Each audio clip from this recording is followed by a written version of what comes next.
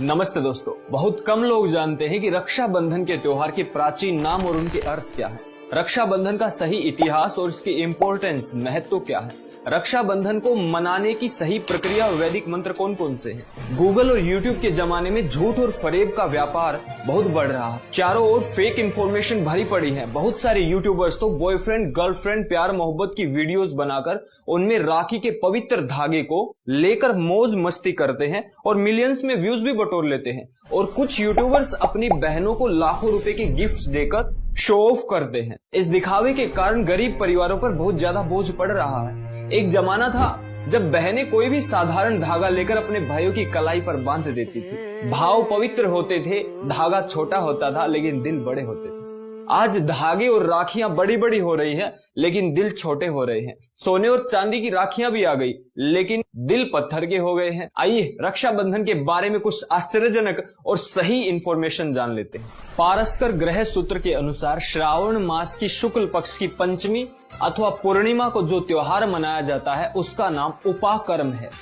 प्राचीन धर्म सिंधु ग्रंथ में भी श्रावण पूर्णिमा को जो त्योहार मनाया जाता है उसका नाम उपाकर्म ही लिखा हुआ है। महर्षि मनु ने भी श्रावण मास की पूर्णिमा को उपाकर्म करने का विधान लिखा हुआ है। उपाकर्म का हिंदी में अर्थ होता है प्रारंभ करना, यानी इस दिन से वेदों का अध्ययन हर एक गृहस्थी करना प्रारंभ कर देता था। यह त्योहार बहुत प्राचीन है। आप सभी जानते हो रामायण आज से लगभग 9 लाख साल पहले हुई थी और मनुस्मृति उससे भी पहले हुई थी, क्योंकि श्री राम जी महर्षि मनु के कुछ श्लोक बोलते हैं बाली का वध करते समय। यानी कि श्रावणी उपाकर्म का ये त्योहार रामायण से भी पहले से मनाया जा रहा है। श्री हरिहर भाष्य के अनुसार अग्नि स्थापित किए हुए और अध्ययन में लगे हुए का ही उपाकर्म किया जा सकता है। इस त्योहार को प्राचीन काल में हिंदू अपने घर में हवन करके और पुराने यज्ञोपवीत को निकालकर नया यज्ञोपवीत धारण करके मनाते थे। इस विधि में जो मंत्र बोले जाते थे वो थे ओम यज्ञोपवीतम परमं पवित्रम प्रजापतेर्यत् सहजम पुरस्तात् आयुष्यमग्रम प्रतिमुंच शुभ्रम यज्ञोपवीतम बलमस्तु तेजः यज्ञोपवीतमसि यज्ञस्य त्वा यज्ञोपवीतेनोपनिह्यामि।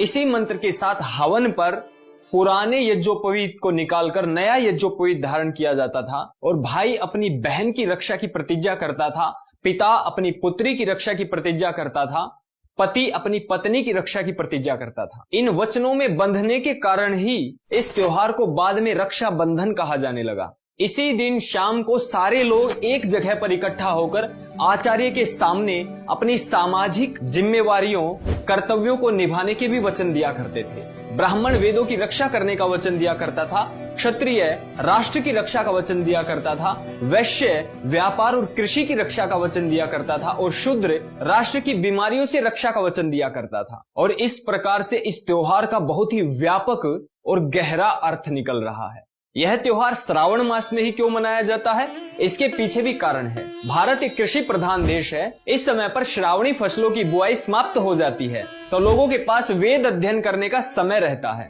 इसके साथ ही साथ इस समय पर वर्षा ऋतु के कारण जलवायु के विकृत होने से बीमारियां भी फैलती हैं।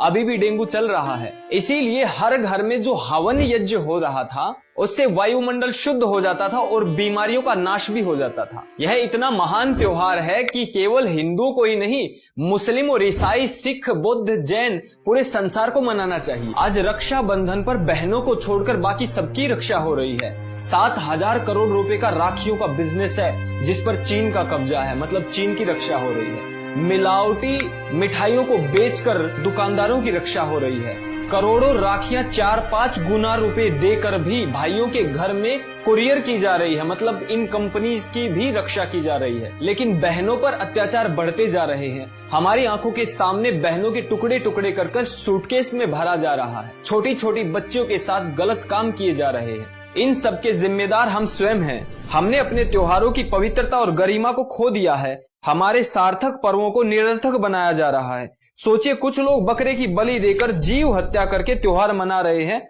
और हिंदू धागा बांधकर, यज्ञ करके, रंग लगाकर, दिए लगाकर त्योहार मना रहे हैं।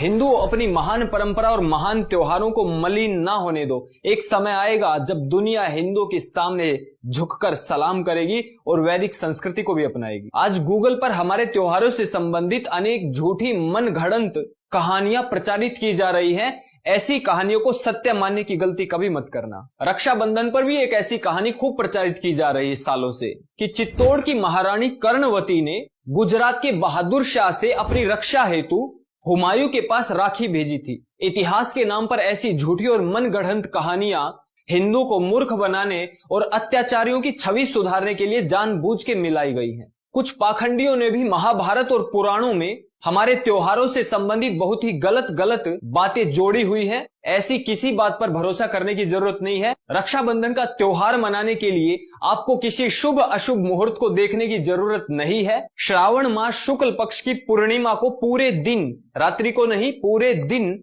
आप ये त्योहार हवन यज्ञ करके, नया यज्ञोपवीत धारण करके, अपने भाइयों को धागा बांध करके, अपने पिता को धागा रक्षा सूत्र बांध करके, अपने पति को रक्षा सूत्र बांध करके, अपने पुत्रों को रक्षा सूत्र बांध करके भी माताएं और बहनें ये त्योहार मना सकती हैं। इस त्योहार पर कौन कौन अपने घरों में हवन यज्ञ करेगा, कमेंट बॉक्स में मुझे जरूर बताएं। थैंक्स भारत यूट्यूब चैनल, आपका अपना यूट्यूब चैनल है। मैं आपका भाई राहुल आर्य हूं। इस चैनल को ज्यादा से ज्यादा सब्सक्राइब करें और करावे। इस वीडियो को ज्यादा से ज्यादा शेयर करके हर घर तक पहुंचाइए ताकि अपनी महान वैदिक सनातन संस्कृति के दिग्दर्शन सब हिंदुओं को करवाए जा सके।